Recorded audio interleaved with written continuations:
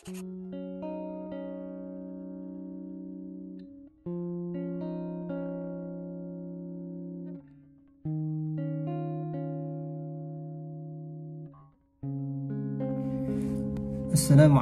warahmatullahi wabarakatuh. Alhamdulillahi rabbil alamin. Wassalatu wassalamu ala ashrafil anbiya'i wal mursalin wa ala alihi wa sahbihi ajma'in. Subhanaka la ilma lana illa ma 'allamtana innaka antal alimul hakim. Wa la hawla wa la quwwata illa billahil aliyyil azim. Rabbi shrah li sadri wa yassir li amri wa hlul 'uqdatam min lisani yafqahu qawli, amma ba'd. Alhamdulillah, tuan-tuan dan puan-puan dirahmati Allah sekalian, bertemu lagi kita dalam siri bacaan kitab ringkasan Riyadhus Shalihin. InsyaAllah pada kali ini kita akan sambung bacaan kitab ringkasan Riyadhus Shalihin kita dalam bab berkaitan dengan kelebihan menuntut ilmu dan mengajak kepada kebaikan. InsyaAllah muslimin muslimat dirahmati Allah sekalian, sebelum kita memulakan bacaan kita pada kali ini, suka seperti mana biasa untuk saya mengajak tuan-tuan dan puan-puan yang mana masih lagi belum bersama-sama dengan kami di media-media masa yang disediakan oleh pihak Masjid Al-Muqtafi Bilasyah, boleh untuk sama-sama subscribe kami di YouTube channel TV MAMBS, ataupun boleh ikuti kami di Facebook page Masjid Al-Muqtafi Bilasyah, dan juga boleh bersama-sama dengan kami di Instagram mambs.kt. InsyaAllah mudah-mudahan kita dapat sama-sama mengambil pengajaran, mengambil iktibar dan mengambil ilmu-ilmu yang bermanfaat daripada video-video dan juga apa-apa sahaja yang dikeluarkan oleh pihak Masjid Al-Muqtafi Bilasyah. InsyaAllah muslimin muslimat dan mati Allah sekalian, kita sambung bacaan kitab ringkasan Riyadhus Shalihin yang mana diambil daripada kitab asalnya, kitab Riyadhus Shalihin karangan Imam An-Nawawi rahimahullahu ta'ala, dan diringkaskan dalam kitab bacaan kita ini iaitu daripada Syekh Yusuf bin Ismail An-Nabhani. InsyaAllah pada kali ini kita masuk kepada hadis berkaitan dengan ilmu. Qala muallifu rahimahullahu ta'ala wa nafa'ana bi ulumihi amin.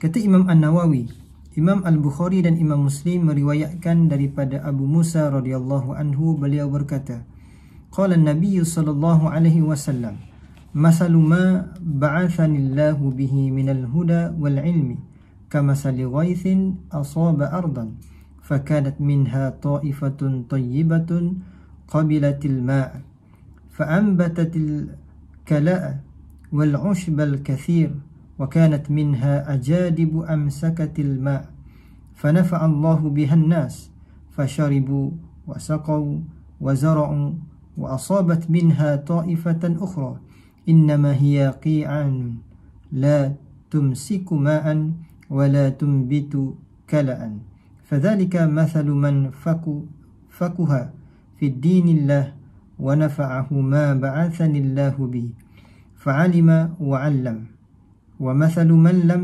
yarfa' bidhalika ra'san wa lam yaqbal hudallahi alladhi ursiltu bihi.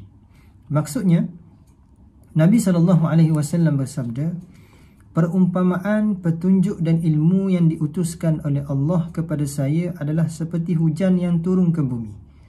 Ada satu kawasan tanahnya subur yang menyerap air dengan baik, lalu ia menumbuhkan rumput dan rumput basah yang banyak.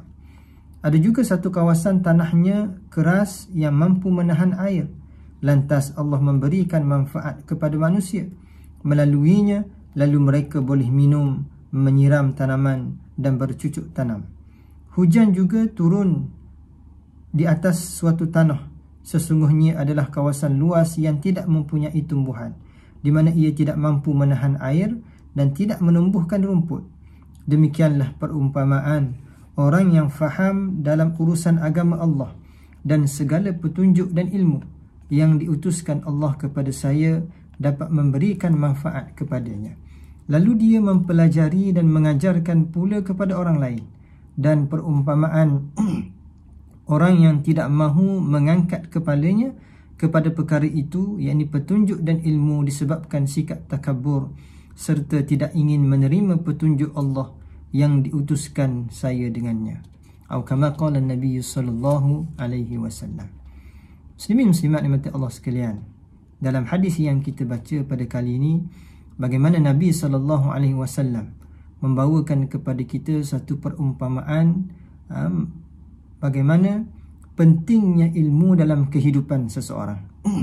Yang mana Nabi SAW menyatakan kepada kita dalam hadis ini, perumpamaan bagi orang yang mempunyai ilmu iaitu seumpama satu tanah yang mana Allah Subhanahu wa taala turunkan hujan kepadanya, dan hujan itu umpama ilmu.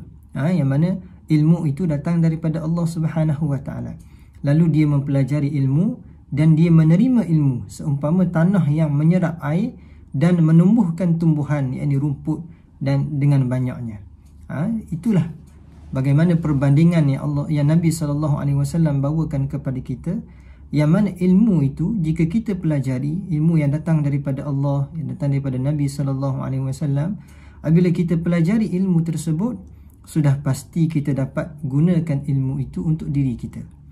Itulah perumpamaan bagaimana tanah yang dapat menyerap air hujan lalu menumbuhkan rumput, menumbuhkan tumbuhan. Dan bagi orang yang mempunyai ilmu dan mengajarkan kepada orang lain, memberi manfaat daripada ilmu dia itu kepada orang lain, seumpama kata Nabi SAW, satu tanah yang dapat menadah air, dapat menahan air, dan air itu diberi manfaatnya kepada orang lain. Orang boleh bercucuk tanam dengan air, boleh menyiram pokok, boleh minum dengan air tersebut. Itu perumpamaan yang Nabi SAW beritahu pada kita, bagaimana orang yang mempelajari ilmu dan menyebarkan ilmu yang dipelajari, faham ilmu dan menyebarkan ilmu yang dipelajari itu dengan memberi manfaat kepada orang lain. Dan perumpamaan yang diberikan oleh Nabi SAW bagi orang yang takabur, orang yang tidak mahu mempelajari ilmu, orang yang tidak mahu menerima ilmu daripada Allah Subhanahu wa taala, seumpama satu tanah yang luas tidak dapat menahan air dan tidak boleh mengeluarkan tumbuhan daripada tanah tersebut. Maknanya bila hujan, Allah beri ilmu, Allah turunkan hujan, perumpamaan ilmu itu seumpama hujan yang diturunkan satu tanah yang lapang, satu tanah yang luas, tapi tak ada bagi manfaat pun. Bukan manfaat pada diri dia, bahkan pada orang lain pun tak boleh nak bagi kot. Pada diri pun tak boleh nak beri manfaat, dan pada orang lain pun tak boleh nak beri manfaat. Itu sifat ataupun perumpamaan bagi orang yang takabur, yang tidak mahu menerima ilmu, yang tidak mahu mempelajari ilmu. Muslimin muslimat dimati Allah sekalian, bagaimana dalam hadis ini dapat kita mengambil kesimpulan pentingnya ilmu itu dalam kehidupan kita. Ilmu yang datang daripada Allah Subhanahu wa taala, apatah lagi dengan ilmu agama, penting bagi kita untuk kita pelajari, supaya apa? Supaya dapat kita fahami dan dapat kita kembangkan kefahaman itu kepada orang lain. Bahkan dapat menyuburkan kehidupan kita, dapat memberikan kehidupan kita ini satu kehidupan yang memberi kebahagiaan, memberi rahmat di sisi Allah Subhanahu wa taala. Bahkan bila kita dibangkitkan di hadapan Allah di hari akhirat nanti, sudah pasti kehidupan kita yang mempunyai ilmu, yang mempunyai rahmat daripada Allah, yang menyebarkan ilmu kepada orang lain, sudah pasti kehidupan kita di hari akhirat nanti kehidupan yang bahagia di sisi Allah Subhanahu wa taala. Jadi muslimin muslimat dimati Allah sekalian, daripada hadis Nabi ini, sama-samalah kita mengambil pengajaran dan iktibar, perbanyakkan kita menimba ilmu, sama-sama kita mempelajari ilmu, terutamanya ilmu agama, ilmu kefahaman berkaitan dengan agama yang Allah Subhanahu wa taala telah berikan kepada kita melalui para alim ulama. Sama-sama kita mempelajari ilmu supaya apa? Supaya kita dapat faham prinsip kehidupan kita, kita dapat faham bagaimana kita nak hidup atas muka bumi Allah Subhanahu wa taala ini dengan panduan-panduan yang telah ditetapkan oleh Allah, dengan prinsip ataupun konsep yang telah ditetapkan oleh Allah Subhanahu wa taala. Begitu juga dengan panduan-panduan yang telah diberikan oleh Nabi SAW. Tanpa ilmu kita tidak akan dapat faham apa yang diajar oleh Nabi SAW kepada kita, apa yang ditunjukkan oleh Nabi SAW kepada kita. Jadi sama-samalah kita mempelajari ilmu. Carilah ilmu yang begitu luas yang berada di sekeliling kita ini dengan cara yang betul. Jangan pula kita cari ilmu dengan cara yang salah, ataupun kita cari ilmu yang salah. Itu dapat memberi kemudaratan, keburukan kepada kehidupan kita. Jadi insya-Allah sama-sama kita mengambil iktibar dan pengajaran daripada hadis Nabi yang kita baca pada kali ini. InsyaAllah bertemu lagi kita pada masa yang akan datang. Wallahu subhanahu wa ta'ala alam. Assalamualaikum warahmatullahi wabarakatuh.